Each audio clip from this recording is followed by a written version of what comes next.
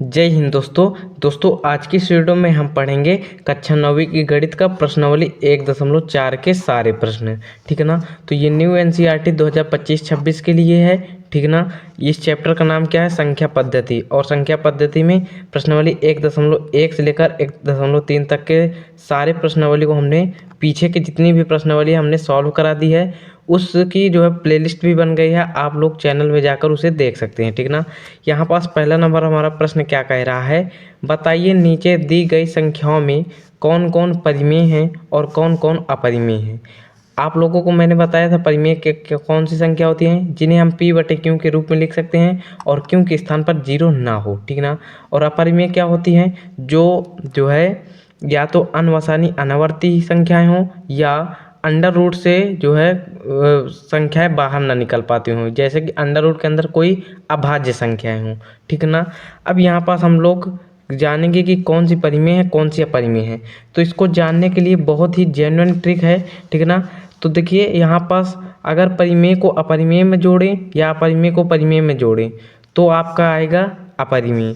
अपरिमेय को परिमेय में घटाएं या परिमेय को अपरिमेय में घटाएं तो भी आएगा अपरिमेय। परिमेय को अपरिमेय में गुणा करें या अपरिमेय को परिमेय में गुणा करेंगे तो भी आएगा अपरिमेय। अपरिमेय का भाग परिमेय में करें या परिमेय का भाग अपरिमेय करें तो आपका आएगा अपरिमेय। यानी कि यहाँ पर सारे कंडीशनों में आपका क्या आएगा? अपरिमेय आएगा। ठीक ना। अब यहाँ पास पहला नंबर प्रश्न आप लोग सॉल्व कर पाएंगे बहुत ही आसानी से अगर इतना आप लोग सीख गए हैं। ठीक ना। तो इतना तो आप लोग सीख ही गए होंगे। ठीक ना।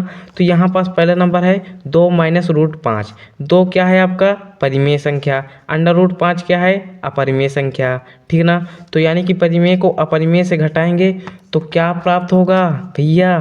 यहाँ पास मैंने बताया था ना, अपरिमेय प्राप्त होगा। ठीक ना। परिमेय को घटाओ अपरिमेय से या अपरिमेय को घटाओ परिमेय से, क्या प्राप्त होगा? अपरिमेय। तो पहला उत्तर हो जाएगा अपरिमेय। अब यहाँ पास आपका दूसरा नंबर उत्तर आ जाता है 3 + √23 माइनस का √23। तो इसको पहले हम लोग हल करते हैं। सबसे पहले इसको हल कर लेते हैं, फिर आप आगे हम लोग इसको सॉल्व करते हैं। ठीक ना। देखते हैं कि परिमेय है कि अपरिमेय। ये हो जाएगा 3 + √23 हो जाएगा। ठीक है ना। यहाँ पास माइनस √23 हो जाएगा। देखिए ये माइनस का √23 है, ये प्लस का √23 है, यानी कि ये कट जाएंगे तो बराबर में हमें मिलेगा 3। और 3 एक कैसी संख्या है?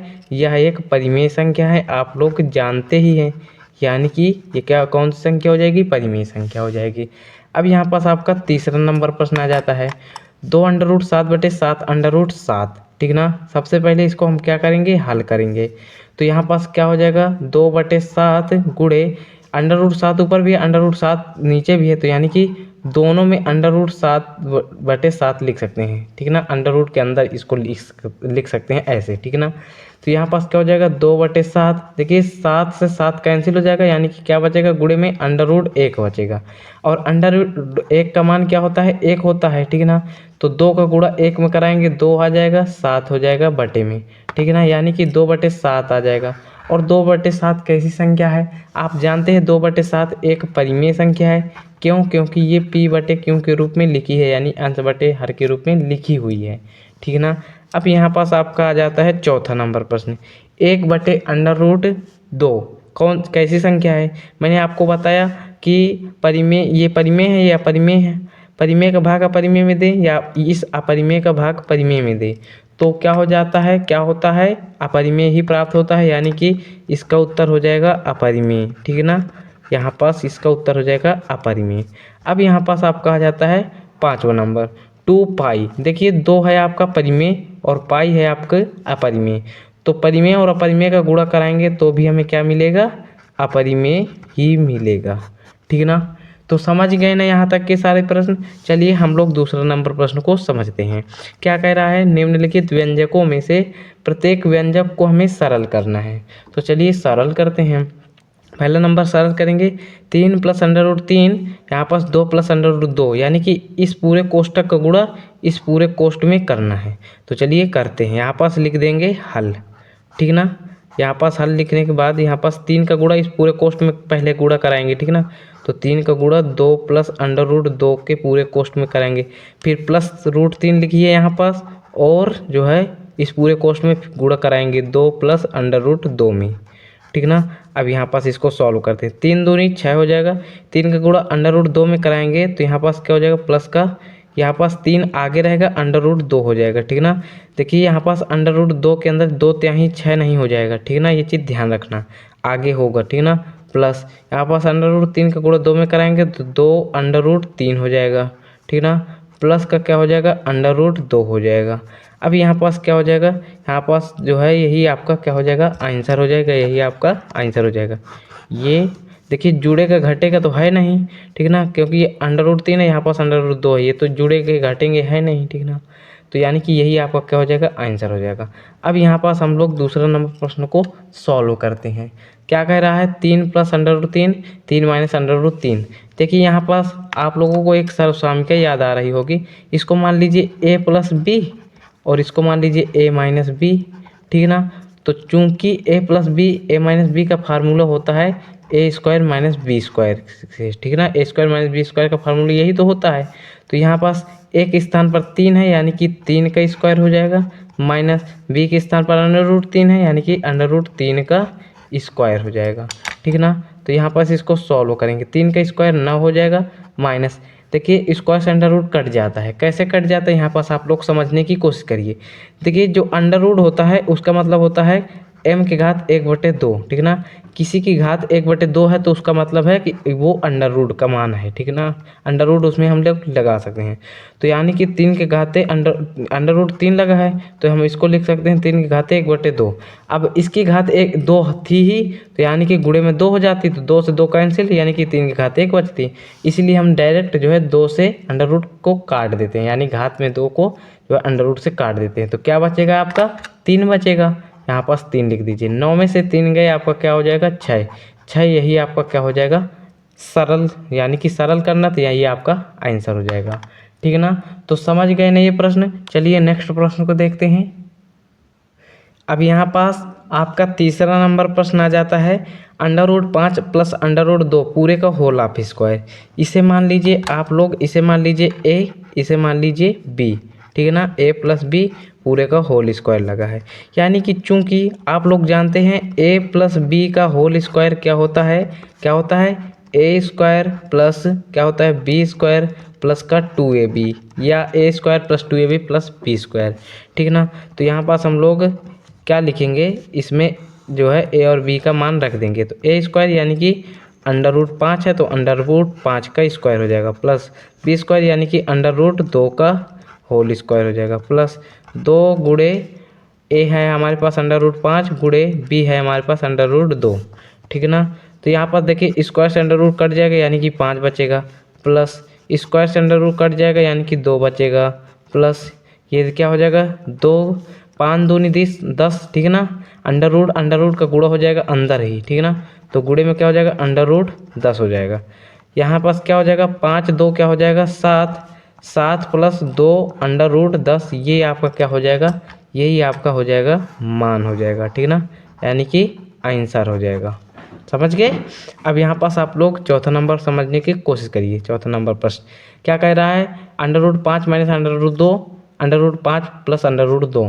तो यहाँ पास हम लोग मान लेते हैं ये है ए माइनस बी और ये है a प्लस बी। तो आप लोग जानते हैं चूंकि a minus b a plus b होता है तो इसका फार्मूला होता है a square minus b square का। तो a हमारे पास है अंडर रूट 5 यानी कि अंडर रूट 5 का स्क्वायर, माइनस b हमारे पास है अंडर रूट 2 यानी कि अंडर रूट 2 का स्क्वायर, ठीक है ना। तो देखिए स्क्वायर से अंडर रूट कट जाता है, अभी मैंने आपको सिद्ध करके बताया था, स्क्वायर से अंडर रूट कट जाएगा 2 आ जाएगा, 5 में से 2 गए 3 आ जाएगा, यही आपका क्या हो जाएगा आंसर हो जाएगा, ठीक ना। तो इसका आंसर क्या आ जाएगा 3। तो हमने इसको सरल कर दिया। अब यहाँ पास आपका आ जाता है जो है कौन सा नंबर प्रश्न, तीसरा नंबर प्रश्न। क्या कह रहा है, आपको याद होगा कि पाई को एक वृत्त की परिधि मान लीजिए सी, वृत्त की परिधि यानी वृत्त की परिधि को हम लोग मान लेंगे सी, और उसके व्यास मान लीजिए डी, व्यास को मान लेंगे डी, ठीक है ना, के अनुपात से परिभाषित किया जाता है, अर्थात पाई बराबर सी बटे डी, और पाई बराबर सी बटे डी होता ही है। कैसे, यहाँ पास हम लोग फार्मूलों को बनाते हैं। देखिए आप लोग जानते हैं कि वृत्त की परिधि का फार्मूला क्या होता है, यहाँ पास लिखेंगे वृत्त की परिधि बराबर, आप लोग कक्षा 8 में पढ़े ही होंगे, 2 पाई r होता है। यहाँ पास क्या कह रहा है कि वृत्त की परिधियों को मान लीजिए c, यहाँ पास हम लोग वृत्त की परिधि के स्थान पर रखेंगे c बराबर, यहाँ पास 2r इधर गुणे में है ना, 2r गुणे में है, इधर लाएंगे तो भाग में आ जाएगा, 2r हो जाएगा, पाई यहाँ पास बच जाएगा। यहाँ पास 2r का मतलब क्या है, देखिए r बराबर होता है त्रिज्या, ठीक है ना, r बराबर त्रिज्या, और व्यास क्या होता है, यानी कि त्रिज्या का दूना, यानी कि यहाँ पास देख सकते हैं कि त्रिज्या का दूना है यानी कि व्यास हो जाएगा। यहाँ पास केंद्र, केंद्र से परिधि को मिलाने वाली त्रिज्या कहलाती है, और यहाँ पास क्या हो जाएगा, एक त्रिज्या और बना देंगे तो 2 त्रिज्याएँ हो जाएंगी, यानी कि 2 त्रिज्याएँ बराबर ये पूरा व्यास बन जाएगा, ठीक है ना। यानी कि 2r के स्थान पर क्या लिखेंगे c, यहाँ पास कह रहा था कि व्यास को मान लीजिए d, 2r का मतलब है कि d व्यास है, ठीक है ना, यानी कि त्रिज्या का दूना व्यास होता है, बराबर में क्या हो जाएगा आपका पाई हो जाएगा। देखिए मैं आपको बहुत ही बेसिक तरीके से समझा रहा हूँ, ठीक है ना। आप लोग जो है अगर आप लोग समझने की कोशिश करेंगे ना तो एक एक क्वेश्चन आपको समझ में आएंगे, ठीक है ना। और आप लोग वीडियो को स्किप मत करके देखिए, ठीक है ना, नहीं तो समझ में नहीं आएंगे, ठीक है ना। तो यहाँ पास पाई बराबर c/d, यानी कि पाई बराबर हमने c/d तो है दर्शा दिया, ठीक है ना। अब कह रहा है यह इस तथ्य का अंतर विरोध करता हुआ प्रतीत करता है कि पाई अपरिमेय है। हाँ, पाई अपरिमेय है तो c/d भी अपरिमेय होगी, क्योंकि पाई c/d के बराबर है, यानी कि अपरिमेय बराबर है इसके, तो ये भी अपरिमेय ही होगा। तो भैया हम इसका कैसे अंतर विरोध का निराकरण करेंगे, ये तो हमें पता है कि पाई अपरिमेय है, पर c/d अपरिमेय है कि नहीं, क्योंकि ये तो परिमेय के रूप में लिखी है, c/d के रूप में लिखी है, ठीक है ना। तो देखिए इसमें कोई अंतर विरोध नहीं है, क्योंकि जब हम लोग कोई लंबाई नापते हैं, ठीक है ना, तो हम लोग एक सन्निकट यानी कि कुछ पहुंचता हुआ मान निकाल लेते हैं, जैसे कि 3.102 ये अपरिमेय संख्या, इसका मतलब कोई ज़्यादा खास नहीं होता, हल्का सा अंतर होता है, ठीक है ना। तो 3 हम लोग इसको 2 मान लेते हैं, ठीक है ना, इतना नाप के रख देते हैं भैया कि इतना होगा, यही आपका नाप हो जाएगा। हम लोग कभी जो है इंची टेप में अपरिमेय संख्या तो नापते नहीं हैं, आप जानते ही हैं। तो यहाँ पास इसका लिख देंगे सीधा कारण कि इसका कोई अंतर विरोध नहीं है भैया, क्योंकि जब हम किसी लंबाई को स्केल या अन्य किसी युक्ति से नापते हैं तो हमें केवल सन्निकट मान प्राप्त होता है, ठीक है ना, पहुंचता हुआ कोई मान प्राप्त होता है। इससे हमें यह अनुभव नहीं हो पाता है कि c अपरिमेय है या d अपरिमेय है। यही आपका हो जाएगा उत्तर, ठीक है ना। तो बहुत ही अच्छा प्रश्न था, ठीक है ना, आसान प्रश्न भी था, आप लोग तो समझ ही गए होंगे। इसको 1-2 बार पढ़ लीजिए, आप लोग इसको भी लिख लेंगे, ठीक ना। आप लोग अपने कहानी के रूप में इसको लिख सकते हैं। चलिए नेक्स्ट प्रश्न को देखते हैं। चौथा नंबर प्रश्न आप कहा जाता है, क्या कह रहा है, किस संख्या रेखा पर √9.3 को निरूपित कीजिए। चलिए हम लोग संख्या रेखा पर निरूपित करते हैं। तो सबसे पहले आप लोग स्केल ले लीजिए, यहाँ पास 9.3 सेंटीमीटर की रेखा को खींच दीजिए। यहाँ पर खींचते हैं हम लोग 0 से, ये क्या हो जाएगा, ये है 9, और यहाँ पास 1 2 3 ये हो जाएगा चुन्ना सा, ठीक है ना, ये हो जाएगा A, यह हो जाएगा B। अब क्या करिए, ये B से 1 सेंटीमीटर की रेखा और बढ़ा दीजिए, ठीक है ना, यहाँ पास B से 1 सेंटीमीटर की रेखा और बढ़ा दीजिए, क्या है, यहाँ पास इसका नाम दे दीजिए C, यानी कि इसकी बीच की दूरी क्या है 1 सेंटीमीटर, और इसके बीच की दूरी क्या है 9.3 सेंटीमीटर, है ना, हमने यही तो खींचा, ठीक ना। अब यहाँ पास क्या करेंगे, आप लोग जो है ये प्रकार लीजिए और इसका समद्विभाजक कीजिए, यानी कि 2 बराबर भागों में बांटिए, ठीक है ना। तो यहाँ पास हम लोग यहाँ पास C से चाप मारते हैं इधर और मारते हैं इधर, ठीक ना, और यही जो है यही दूरी भर के इधर से भी मारेंगे यहाँ पास, और इधर आएगा यहाँ पास। अब ये क्या करिए भैया, यहाँ पास ये जो दोनों कटान बिंदु है ना, स्केल की सहायता से आप लोग मिला दीजिए। अब यहाँ पास जहाँ पास मिल रहे हैं ये है केंद्र, यानी कि इसको मान लीजिए O, ठीक ना। अब क्या करेंगे, यहाँ पास AO यानी कि AO त्रिज्या जो है, AO त्रिज्या की दूरी जो है आप लोग इस प्रकार में भर लीजिए, कुछ इस प्रकार से। अब क्या करिए, यहाँ पास आप लोग क्या करिए, यहाँ पास अर्ध परिमाप बना दीजिए, ठीक ना, अर्धवृत्त यहाँ पास हम लोग बना देंगे, ठीक ना। तो अर्धवृत्त बन गया यहाँ पास। अब क्या करेंगे, ये जो बी है ना, बी, तो बी में जो है 90 अंश का कोण बनाते हुए एक सीधी रेखा खींच देनी है, ठीक ना, यहाँ पास आएगी, यानी कि एक सीधी रेखा खींच देनी है बी से, ये 90 अंश का कोण बनाती हुई जानी चाहिए, ये चीज़ ध्यान रखना। अब यहाँ पास ये जो कटान बिंदु है ना, इसको मान लीजिए डी। तो यहाँ पास यह बी और डी से के बीच की जो दूरी है ना, यही √9.3 सेंटीमीटर की है, ठीक है ना। हमें इसको जो है संख्या रेखा पर निरूपित करना है, इसलिए हम लोग इसकी दूरी को हम लोग भर लेंगे, यहाँ पास प्रकार में भर लिए। अब क्या करिए, यहाँ पास पर जो है क्या करिए, गोला हंस बनाते चले जाइए, ठीक ना। क्या करिए, यहाँ पास बी को जो है ये जो संख्या रेखा है इसको और बढ़ा दीजिए कुछ इस प्रकार से, ठीक है ना। ये बी हो जाएगा, यहाँ पास ये डी था, ये इसका नाम दे दीजिए ई, ठीक ना। बी से ई की बीच की दूरी क्या हो जाएगी, √9.3, ठीक ना। यही आपका क्या हो जाएगा आंसर, यानी कि बी ई बराबर क्या हो जाएगा √9.3। तो आप लोग संख्या रेखा पर √9.3 को निरूपित करना सीख गए होंगे, ठीक ना। तो यहाँ तक कोई परेशानी नहीं हुई होगी।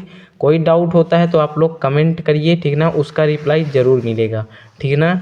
यहाँ पास आपका 5वां नंबर प्रश्न आ जाता है। क्या कह रहा है, निम्नलिखित के हरों का परिमेयकरण कीजिए। परिमेयकरण कैसे करते हैं, हर का परिमेयकरण करना है तो हर वाली संख्या को जो है अंश और हर में गुणा करा देना है।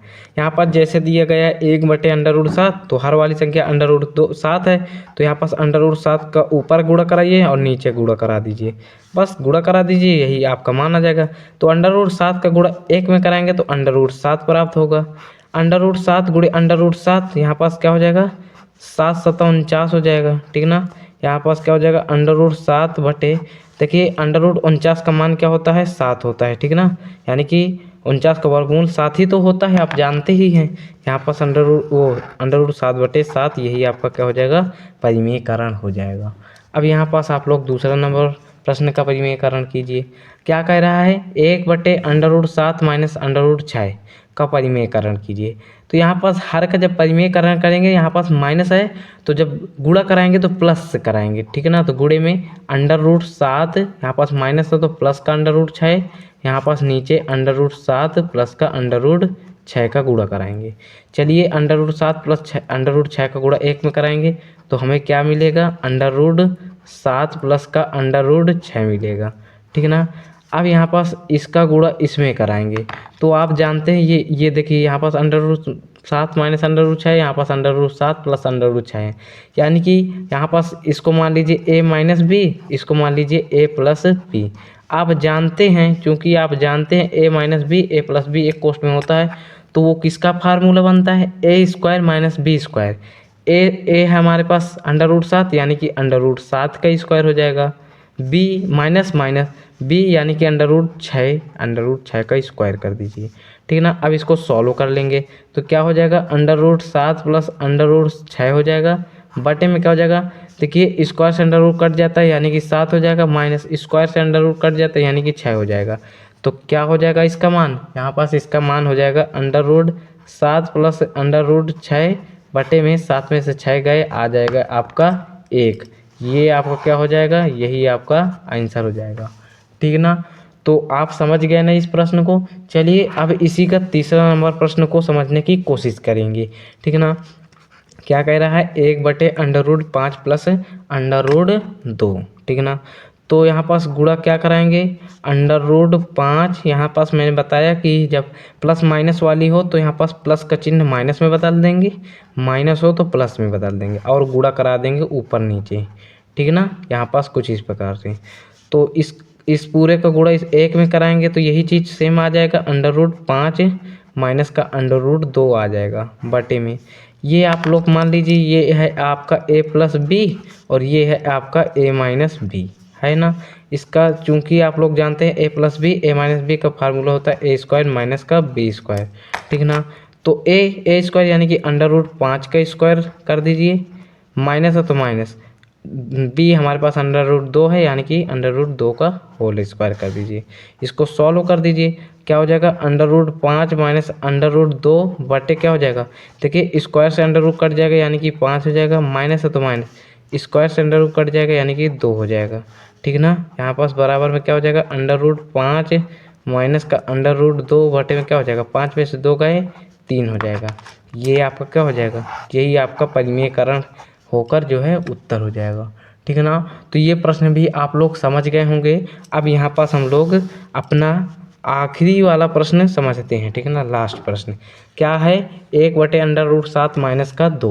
तो इसका जो है हर का परिमेयकरण करने के लिए हर वाली संख्या को गुणा कराएंगे।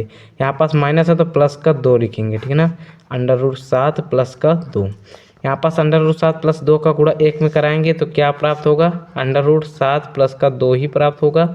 बटे में क्या हो जाएगा, यहाँ पास आप लोग वही फार्मूला लगाइए, ए माइनस बी है और यहाँ पास माना a प्लस बी है। ठीक ना, तो यहाँ पास फार्मूला होता है a² माइनस बी स्क्वायर का। ठीक है ना, तो यहाँ पास a² यानी कि √7 का स्क्वायर लिख दीजिए, माइनस है तो माइनस b² यानी कि 2 का स्क्वायर लिख दीजिए।